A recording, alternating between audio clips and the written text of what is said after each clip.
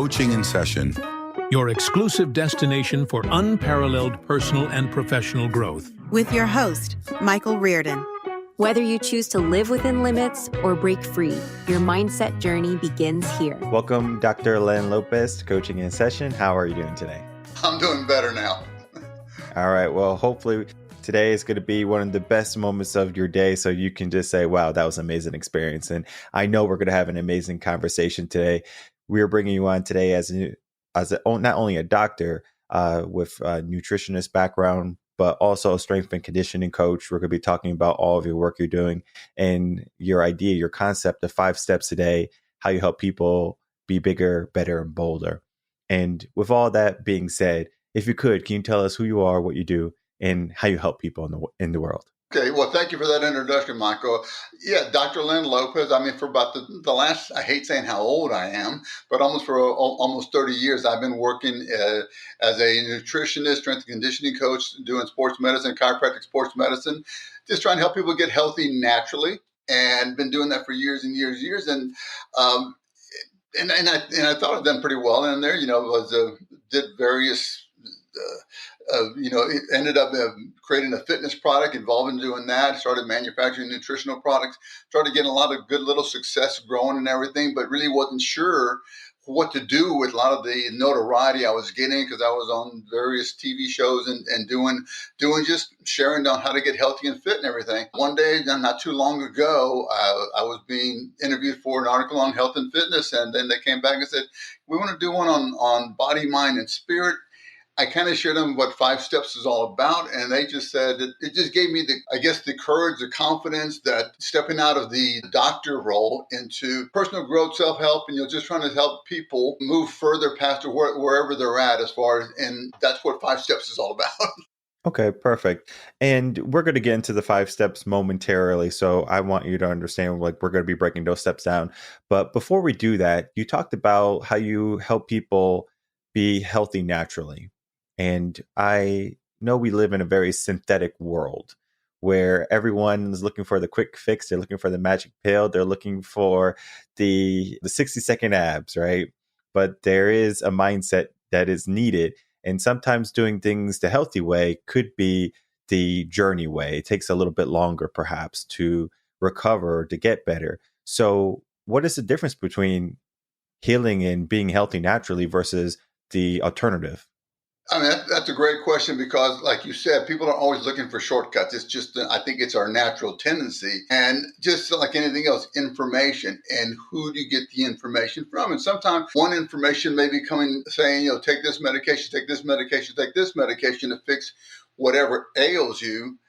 But sometimes you need to get to the cause of what's creating the problem. And I'll share one thing to begin with. I mean, so many of the patients I saw came in for problems. I mean, whether it be high blood pressure, diabetes, some of these really tough ailments other than just aches and pains, so to speak, but some of the chronic diseases that are out there and not realizing that what they ate, because they weren't being told that from their doctors that were talking about it. It was, take this medication to address your liver, take this medication for your intestines, take this medication for your kidneys, as opposed to, hey, it all starts with what you put in your body.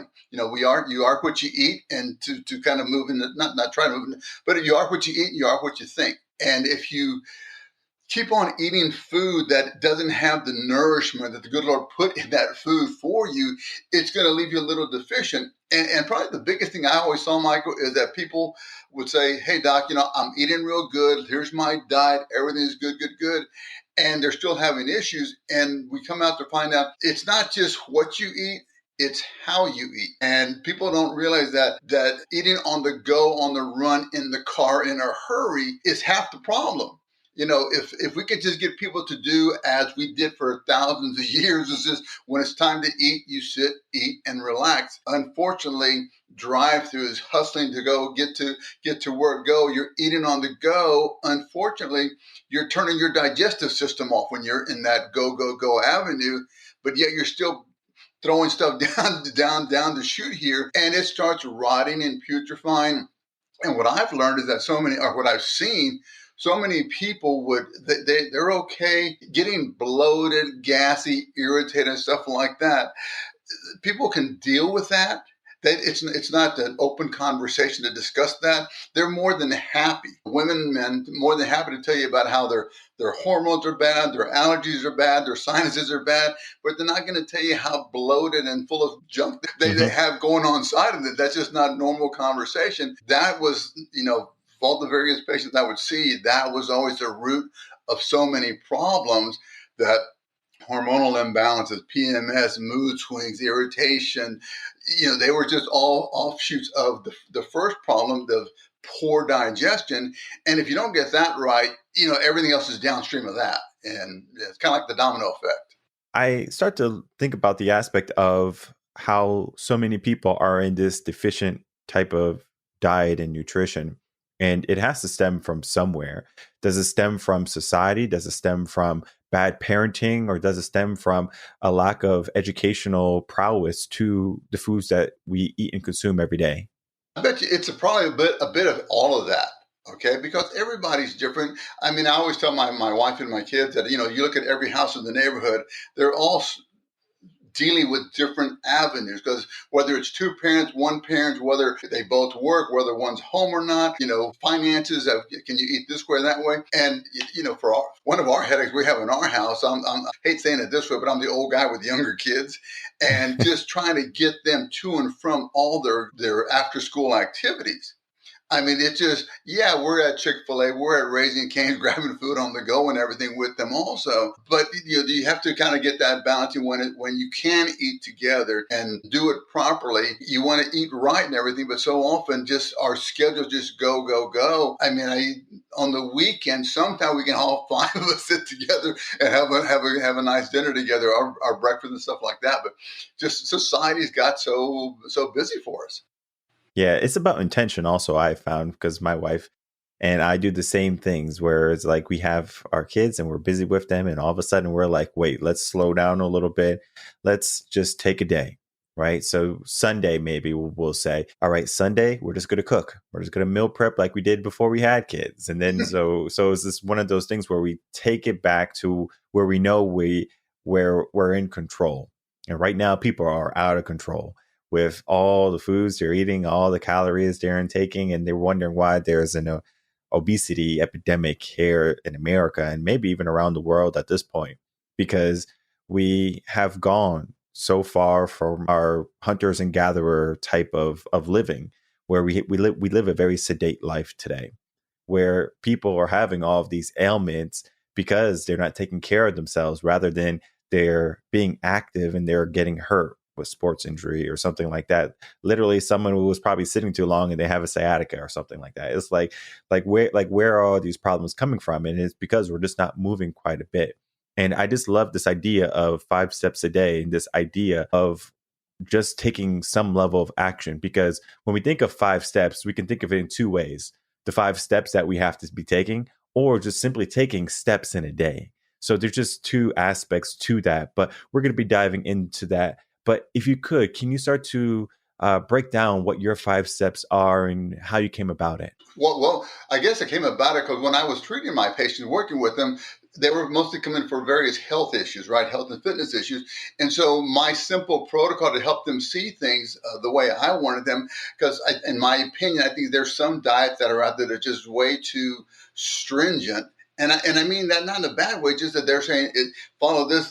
And I think sometimes some people, when they read it, when they miss the ball a bit, they completely throw everything up in the air, and then they're done with it. And so I said, just imagine every week you have an opportunity to take 21 steps towards better health. 3 meals a day, 7 days a week, and everything. We've all seen those little footprints in the sand and everything. It's kind of a great visual thing. And so I don't expect you to have 21 great meals this coming week. But I would be nice if you can have maybe 17 or 18 good meals, and maybe 3. I mean, I call it the 5 and 2 dieting plan, and I didn't coin that. I copied that from somebody else. 5 days treat your body like a temple. 2 days treat it like an amusement park. But that doesn't mean have 6 bad days of eating, or you could. But as I always say, and talk about the each step. And STEPS is just an acronym for sleep, think, eat, physical, and spirit. When you eat, I'm not asking you, did you eat perfect today?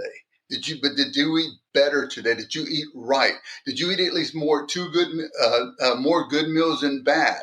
If you had 3 good meals, great breakfast, really good lunch, dinner, you went out with my friends, splurged, it was a birthday, something going on. 2 steps forward and 1 step backward still has you moving in the right direction. And so often patients would always tell me that, yeah, I was doing good, and then all of a sudden I cheated that one day, and then they were completely off.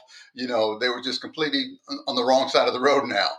And so that's kind of how 5 steps came about, because you don't have to be perfect every day, and because for you and I, or for various people, their idea of what's good and healthy is different. For some people, just skipping a dessert for meals, right? Not having a second serving, is something. Others would say, no, it has to be grass fed. It has to be organic. It has to be this. So everybody's on a different page, but we're just steps. It's just an accountability journal that you can look and quickly see in 2 minutes, how good are you feeding your body? How good are you feeding your mind? How good are you feeding your spirit? And so that's what it's designed to do. Perfect. And we're going to be breaking that down into 2 categories, a food category and a level of activity category. I believe when it comes to the foods that we eat, it's going to be a preference. For example, maybe you don't like seafood, so you don't eat seafood. Maybe you don't want to eat red meat or pork, right? So you don't eat it. And it's going to be some level of preference for the foods that we are going to be consuming in our day. But are there foods that we should learn to avoid, or foods that we should learn to incorporate into our diets more readily? Of course, natural food is the best. Okay. Okay. But here's the point I would try to drive home, because I know your audience is broad, right? And not everybody's in the same shape you're in or I'm in. And so there are just different levels. But when I think about eat, okay, just did you eat better today? Okay. Did you eat right? Not perfect. I mean, because some of the books I've seen and read, parts of diet books, I mean, they get real picky about, okay, you can't use agave, you can't use monk fruit, you can't, it's just a little too, did you eat better? Did you leave off the second serving? Because somebody that may be 40 pounds overweight, they need the slower steps to begin with. Okay, and so you don't try to get them out in the gym in the first day and put them through this bull workout. And so you don't take somebody that 30, 40 pounds overweight, or just with some health issues. Let's just start eating better. And let me just add one thing about eating, guys, that I think is really important from my point of view, from being able to see patients and everything, is that people always assume, okay, I got to count the carbs, this, that, and the other, and the fat. It just don't. The biggest mistake is eating I'm going to have my dessert. Today's my dessert. When I have my pig out ice cream meal, it's typically by itself. I mean, it's just almost a whole carton gone. That was it. I had a good breakfast. I cheated at lunchtime. That was my lunch, the whole thing. Dinner time, I had a decent dinner again. And so, 2 steps forward, 1 step back, I still made progress, overall. Now, as we were saying a minute ago, too often people say, oh, I'll cheat at lunch, and let me get that piece of pie here. Oh yeah, let me have that. Dinner time comes around again. Okay, if somebody else is having some dessert, let me get some of that also. So you're always making it just worse for yourself. And so, make it a good meal. And I really say that to go back to what we were talking about, all the digestive distress so many people have. When you have as I said, so many people struggle with the untold stories of bloating, gas, indigestion, diarrhea, things like that. And the worst mistake I do, if I'm going to go and have a really nice dinner, and do the fish and the steak or whatever it might be, and the good salad and all that stuff, I'm not going to have dessert. Now my wife kills me, because she says, I just had a really great protein-rich meal. It's going to digest. We're relaxing and everything, but I don't want to throw all this sugar in there, because that sugar is going to really create headaches inside your stomach and everything, where you're not going to let your body break the food down appropriately, and then that starts the roller coaster ride of your digestive problems starting to happen. And so when I cheat, I cheat. Mm-hmm. But, I think doing the little bitty cheat meals throughout the day, adding the junk to your good meal is the worst thing because it starts setting up poor digestion. And then the 3 weeks go by and 6 weeks go by, and all of a sudden the mood swings, the headaches, things like that start occurring, and you're not sure what it is. And when they come to me and I talk to them, and they get mad because it's not a hard diet, but it's just the diet that we've been following for, as you were talking about, for thousands of years. Just eat all the fish, chicken, beef, eggs, fruits, and veggies you want, nuts and seeds. But don't eat the fruits with your food and everything because that's not a really good combination for the body. And so that's kind of where that happens. I think of all the people now when they're thinking about eating better. So they might say, all right, I had McDonald's yesterday. I'm going to have Chipotle the next day or something along those lines. Yes, Chipotle is better. But when we're thinking of, what I think natural food is, it's not so much as someone making it for you, but you're making it for yourself. And I know there's meal preps companies that do a really good job at making things natural. And I think that's, going to be an investment for some people. But then it also has to be a mindset too. Like, are you going to commit to it? Because maybe the first day or the first week you get these meals and you're like, okay, great. It's nice. And, I'm eating the food, but then maybe you just get hungry. Like you just get hungrier and you're saying, well, maybe I'll eat 2 of these meals or 3 of these meals. And before you know it, a week's worth of food is gone in 2 days. Right.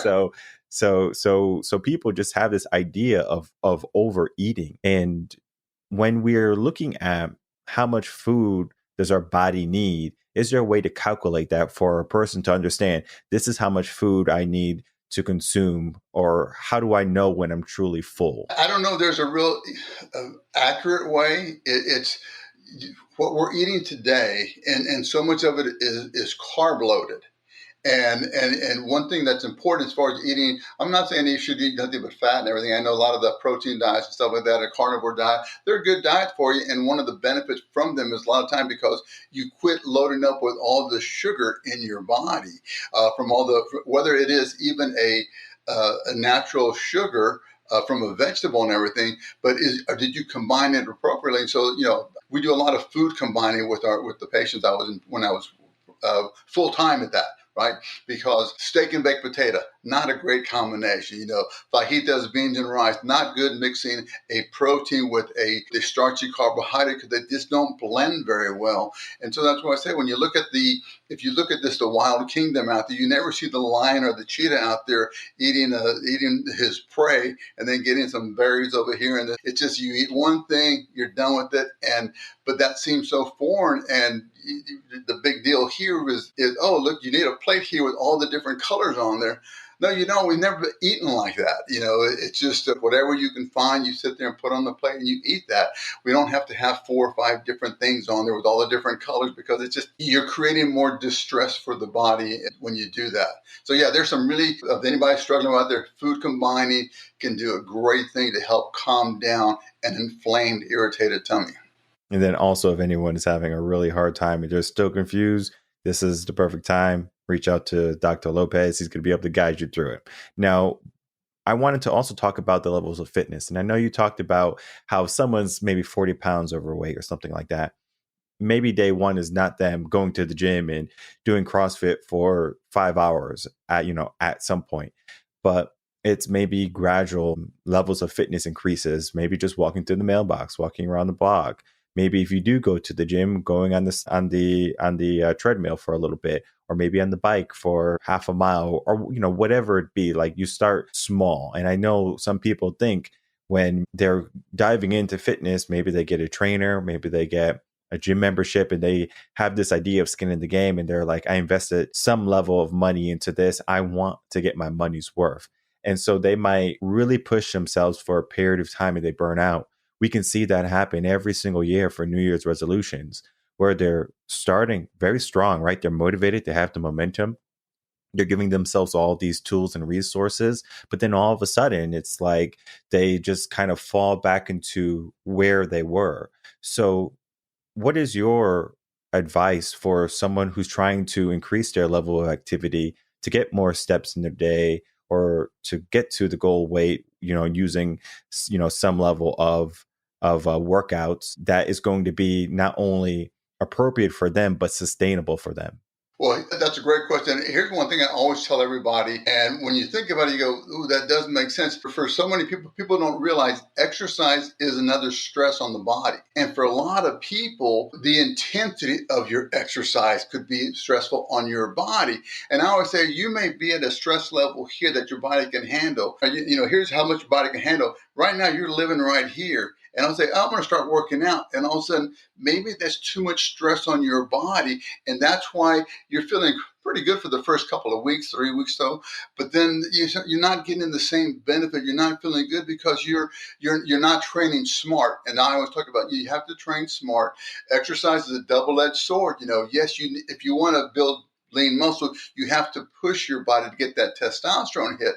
But you have to make sure that when the biggest mistake I see when people try to do an aerobic workout, the nice, easy aerobic workout, they're all going faster than they are aerobically conditioned for, which makes it yes, they went out and did something physical, shade in the P for being physical, but they didn't get as much benefit for their body because it was too intense for their body at the pace they were going to give them the benefit that they were looking for. And I mean, when I was in practice, we used to hand out heart rate monitors for people to go out for doing their aerobic exercise.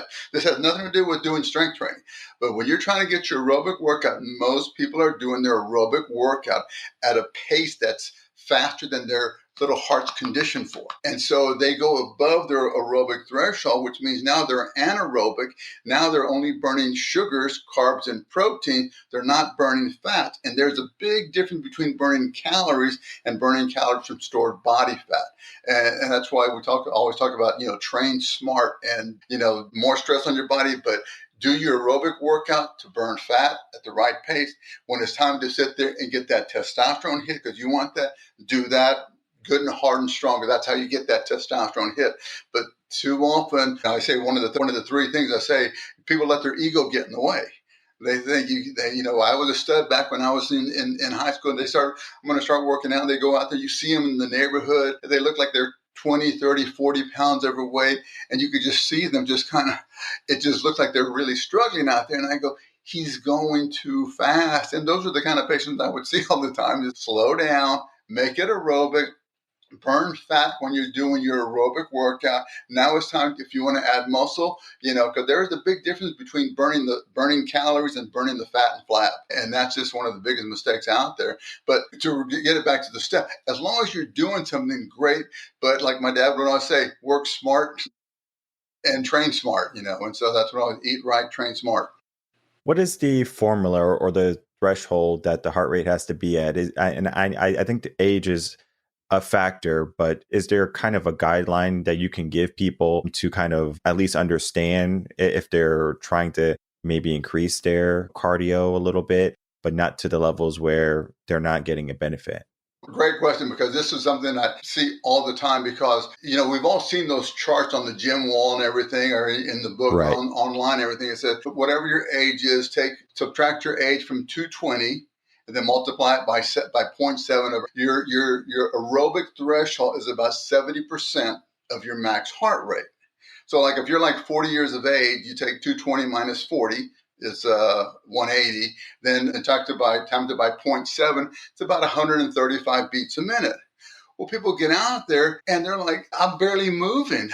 My heart's already beating this fast. And I go, yeah, because you're that deconditioned. And so the average for most people, and it's called your aerobic threshold, according to all the science books out there, medical books, your aerobic threshold, a lot of times if you're into the health and fitness world, you might call it your fat burning zone.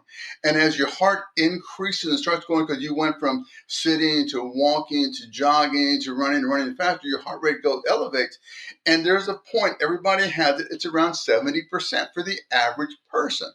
Here's the mistake I think people make, especially here in the States, is that, okay, 70%, let me do that. They're not taking into consideration that they're 30 pounds overweight, 20 pounds overweight. Just like the average person like myself might be 70, I'm a little higher than 70%, but 70%. The Grant Fishers of the world, the Olympic medalist here in the United States, he's like at 85%. Okay, if you're an elite runner, cyclist, one of those guys out there, your aerobic threshold is up here. But just like he got those elite runners, triathletes, and cycling, just how they slowly move their aerobic threshold up, the person that's 20 pounds overweight, 30 pounds overweight, they become deconditioned. So their threshold is down to 60, 65%, 60%, because just a good brisk walk already has their heart going like this on them. They don't know that until they put a heart rate monitor on. And they go, holy cow, I didn't know my heart was beating at 85%. And so that's the real secret of it right there, because when you keep it below there, and I do a short little video talking about the 4 big benefits of training smart. And, one is just fat loss. The other one is anti-aging. Because when you train above here, you're creating more free radical damage in your body. And unless you make sure you put enough of the good nutrients in your body, still, you're cashing checks your body can't handle and everything like that. You're putting more out than your body's taking back in because you're training too hard for yourself. And so, slow is easy for aerobic. When it comes to anaerobic, again, strength training, go for it. One of the reasons I love having guests like yourself on is because all of this is extremely confusing for an individual, especially when they're beginning. It can be daunting. It's like, oh my goodness, like, what do I eat? What do I do? The workouts. And most people, they say it's too much work for me to even start. And one of the reasons why, as I was saying, to have someone come on that can not only say what needs to be done, but to do it in a way that is easy for the mind to comprehend. And then also to be an asset for people to say, hey, if you want to go on this journey, or if you want to get into better health, better fitness, we can do that together. Versus, okay, I'm going to let you do it by yourself. You need to figure this out by yourself. And what happens when people do that, they will start for some time and maybe they do the work. And before you know it, it's like, wait, this is a lot of work. Because very similar to how you say or said the body is stressed when it's working out, and you might be stressed in real life, you're giving yourself more stress to learn all of this stuff.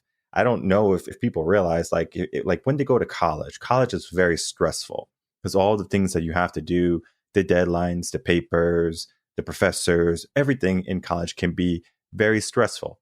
And you don't know that you have that level of stress until you're done with college. Right. And when you're done with college, you get your degree, you're like, whoa, that was like a huge weight lifted from you. And guess what you do? You say, well, I had a lot of stress then. Let me give me, some more stress. But the stresses that you're giving yourself are not good stresses. So you might say, I'm going to eat a little bit more junk food, but because I'm not on the soccer team anymore, I don't have to look good for girls because I got married or whatever.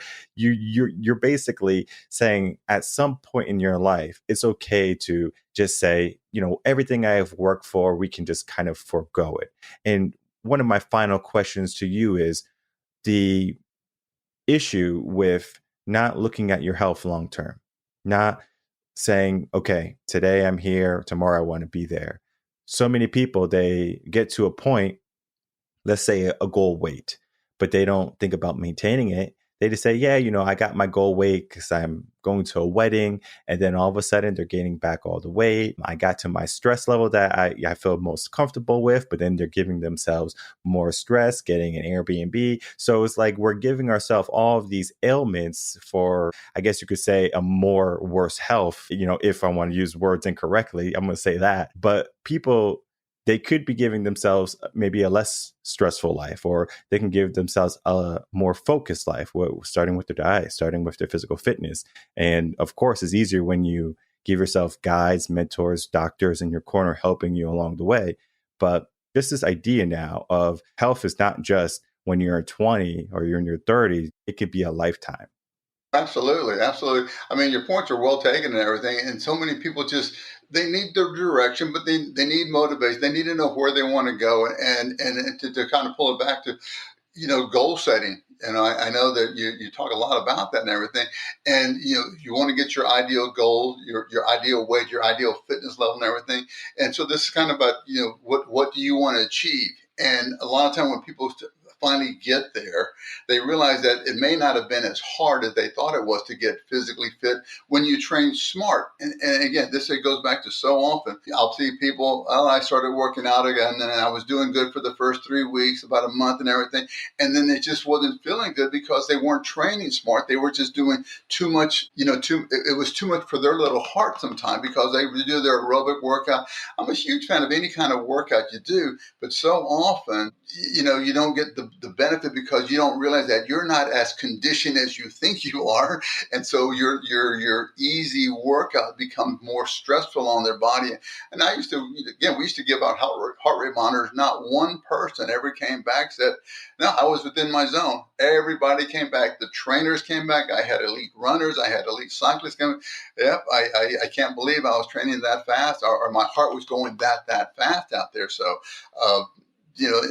exercise is great for you, but like anything else, it can be bad if you do just too much of it and you don't know when you're over the edge. And so a heart rate monitor is and just FYI, I'm a big fan of the ones that go across the chest because I've noticed that they are much more accurate as opposed to, people are tracking their steps here and there, but it's when you use it for the heart, you get the chest strap. I think it's much more accurate, and it's a good thing when you do it right. And you were talking a minute ago about stress. Yeah, going out and hitting the heavy bag and doing running just to get rid of some of that mental stress at work. Great, you blew off some steam, but you put more physical stress onto your body that you're still back on the wrong side of the road as far as too much stress on your body. So you have to make sure you're getting the right, guidance or movement or to get where you're at, because everybody's at a different level. Yeah, very true. I like the idea of, it's too much for your little heart. And I know all the audience members in coaching sessions, they have big hearts, they have big goals, lofty mindsets, and this is all great. But there is a starting point sometimes that we have to understand this is where we are today. Maybe we can only do so much today, and that's fine because we can level up. So right now we might be at a low level. Okay, sure. But it doesn't mean tomorrow we can't be better than what we were the day before. So we have to give ourselves this idea that we can make proper steps to our better health or our better mindsets or a better life in general. It just takes a lot of focus and it takes a lot of discipline. And when you're doing things by yourself, it could be daunting. But when you give yourself a team, doctor, a nutrition, like a mentor or coach, someone that can just say, hey, I'm seeing what you're doing, right? I appreciate that.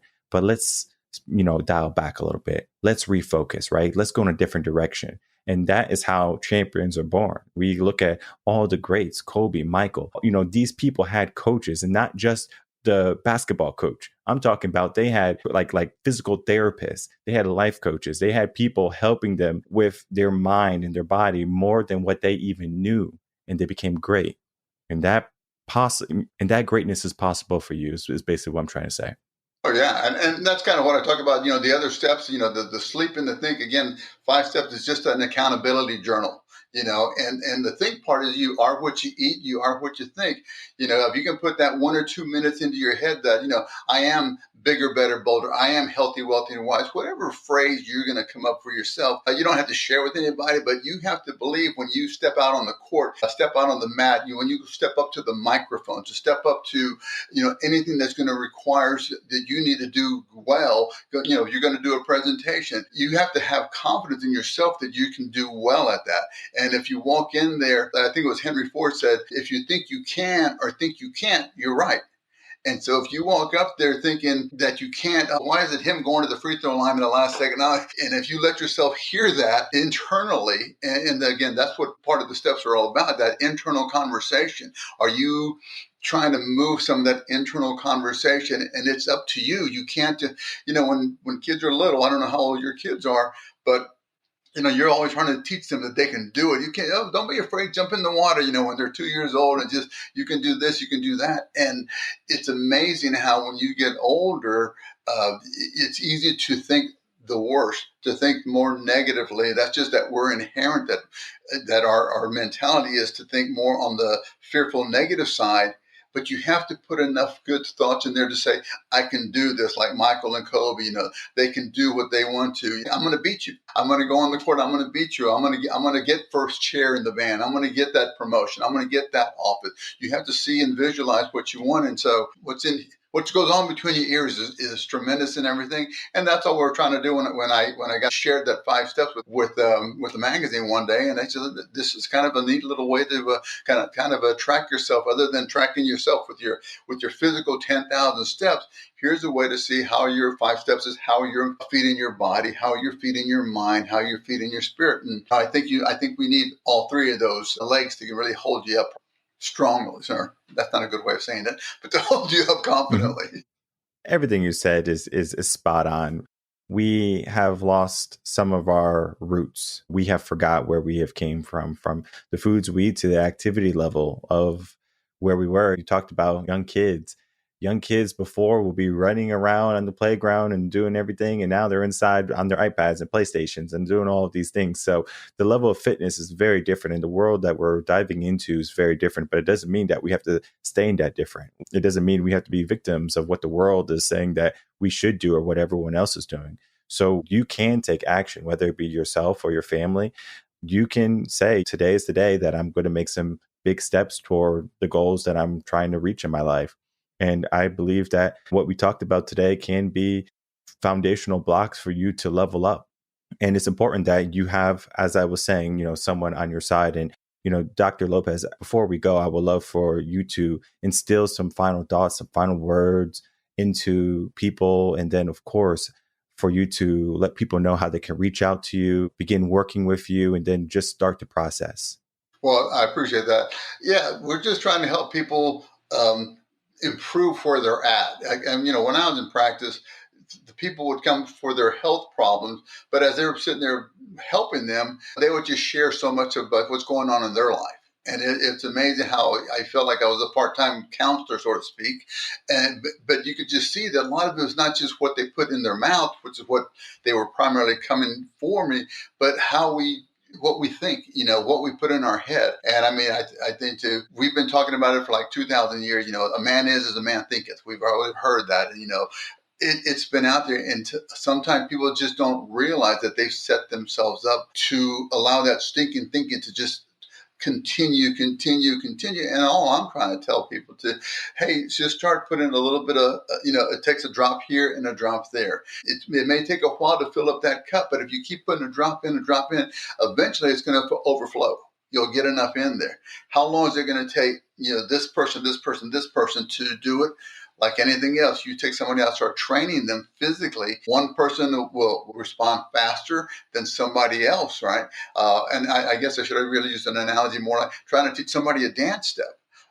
Something that may be a little bit more foreign to most people, but they'll go, okay, here's the dance step you got to do. And somebody will pick it up in 3 minutes. Somebody takes 30 minutes because they just don't have that coordination. And so the same way we're trying to, self-improvement for yourself. What do you need to do? How long is it going to take you before you really catch on and say, yeah, I guess I do. I don't really put any good thoughts in my head. I'm always thinking the worst out there. And 1 to 2 minutes of telling myself that I'm bigger, better, bolder is at least 1 or 2 minutes that I'm not beating myself up. And so the more you can do that the drop here, drop there, and just throughout the day, you are what you eat, you are what you think. How are you feeding your body? How are you feeding your mind?